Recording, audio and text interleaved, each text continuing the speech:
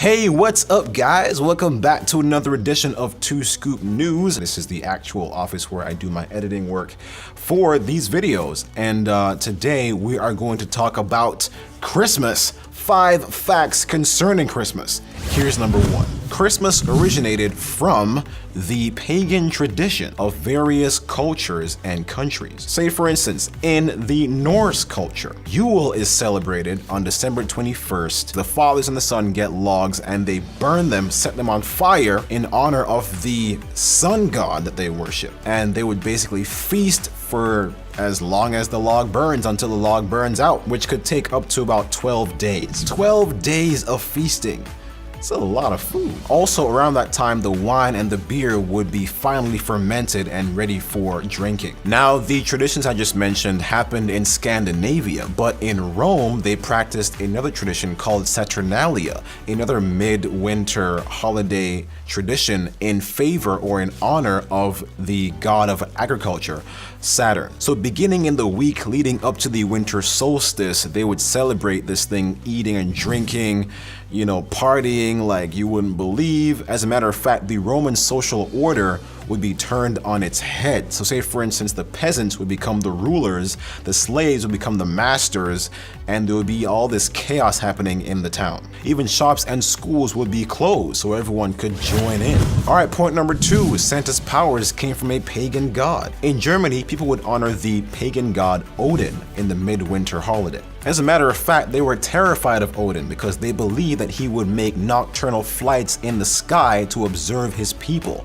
and decide whether or not who would live or who would die, or who would prosper and or who would perish. Because of his presence, most people chose to stay inside. Point number 3, Christmas celebrates the birthday of the pagan god Mithra. Also in Rome, members of the upper class would celebrate the birthday of Mithra, the god of the unconquerable sun, on December 25th. It was believed that Mithra, an infant god, was born of a rock. For some Romans, Mithra's birthday was considered the most sacred day of the year. Now, in the early years of Christianity, Easter was the most important holiday. The birth of Christ was not celebrated. It was up until the 4th century that church officials decided to make the birth of Jesus Christ a holiday. Now, since the Bible did not mention a date for Jesus' birth, Pope Julius I chose December 25th. Aha! It is commonly believed that the church chose this date in order for the church to adopt and absorb the traditions of the pagan festival Saturnalia. Point number 4, at one time, Christmas was actually outlawed in certain places. In the early 17th century, Oliver Cromwell and his Puritan forces took over England in 1645. They vowed to rid England of decadence, and as a result of their effort, they canceled Christmas. What? By popular demand, Charles II was restored to the throne, and with him came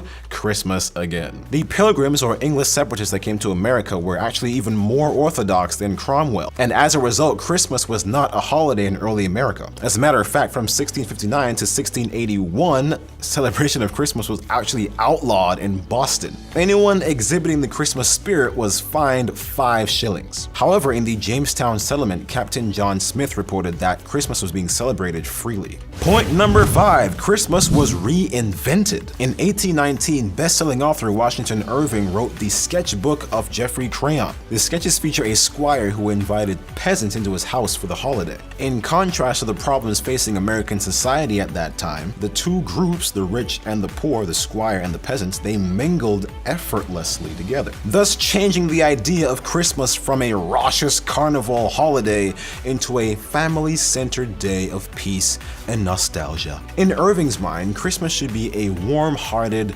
peace-centered holiday, bringing groups together from various cultures and lines of wealth and status. Irving's book, however, was not based on any holiday celebration he actually attended. In fact, many historians say that Irving's account actually invented tradition by implying that it actually accurately described the traditions of the season. And there you have it, friends. Christmas coming from pagan traditions all the way through history and finally being reinvented into the Christmas that you see today. Which leads to this question. Does that make Christmas better because it was reinvented? Well, the answer is no. The pagan traditions are still there when you look at the symbolism of the Christmas tree, for instance, or the star on top, or the Christmas lights, or Santa Claus, flying reindeer, all these things, the Yule log, all these things still have pagan roots.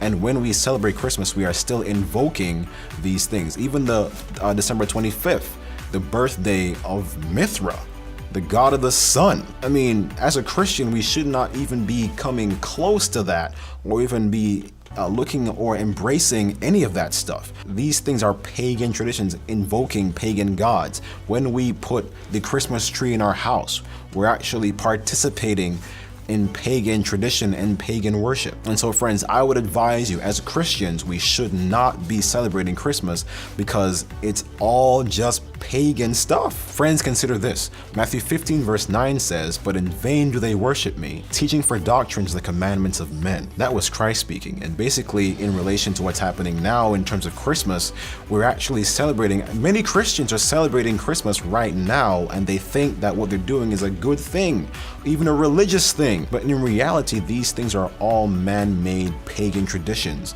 that were invented by man or even by evil spirits and given to man in order to indirectly or indirectly worship the devil. You don't believe me? All right, look up Mithraism or other ancient pagan practices and cultures and traditions, and you'll see that the enemy takes these same practices and attributes them to himself. But I want to know, friends, what do you think? Leave a comment down below stating what you think about Christmas. Do you think it's a pagan holiday, or do you think it's just, oh, it's all Christianity, no worries, it's fine, no big deal, it's just a nice celebration of the birth of Christ?